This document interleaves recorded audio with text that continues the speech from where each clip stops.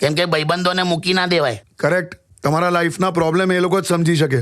ના લા, તો સોલ્યુશન જ એવા આપે ને કે તમે મૂળ પ્રોબ્લેમ જ ભૂલી જાઓ.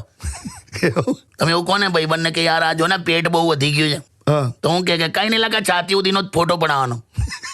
પણ આ એ સોલ્યુશન છે.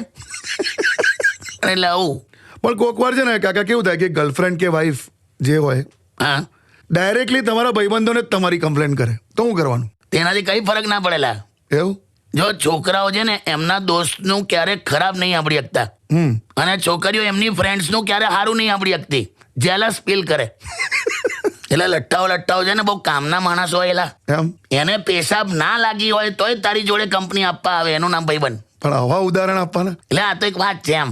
પણ એટલું યાદ રાખજો, હા અસલી નકલીની વાત આવે ને ત્યારે હા. મા બાપ તમારા નકલી ભાઈબંધોને ઓળખી શકે છે, અચ્છા.